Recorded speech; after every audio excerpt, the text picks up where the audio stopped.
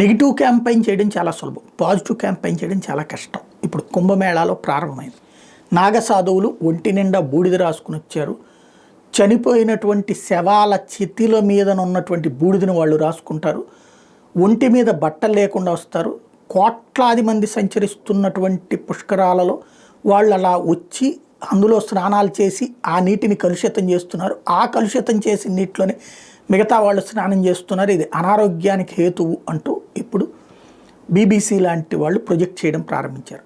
అంతర్జాతీయంగా కొన్ని మీడియా సంస్థలు హిందుత్వ నచ్చని వాళ్ళు, భారతీయ సంప్రదాయాలను ద్వేషించేవాళ్ళు, లేదంటే లూప్ హోల్స్ ఎతికేటటువంటి వాళ్ళు, ఏదో ఒక లోపాన్ని ఎత్తి చూపెడుతూ భారతదేశాన్ని అవమానించాలనుకునేవాళ్ళు, హిందూ జాతి అంతం కోరుకునేటటువంటి వాళ్ళు, వీళ్ళందరూ కలిపి ప్రచారం ఆరంభించేశారు.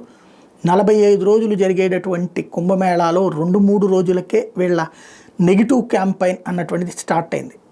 ప్రతి హిందువు మేల్కొని ఇక్కడ బూతులు తిట్టడం, లంబూతులు, నాబూతులు ఇట్లాంటివన్నీ తిట్టడం మానేసి అర్థం చెప్పండి, ఎక్స్ప్లెయిన్ చేయండి. వాళ్ళనే ప్రతిదానికి ఈ ధర్మంలో ఉన్నటువంటి విధానం ఏంటి, ఆలోచన ఏంటో ఎక్స్ప్లెయిన్ చేయండి. ఎందుకంటే ఈనాటి యువతరానికి తెలియదు. ఈనాటి యువతరం మీదనే వీళ్ళ ఇన్ఫ్లుయెన్స్ ప్రధానంగా ఉండేది.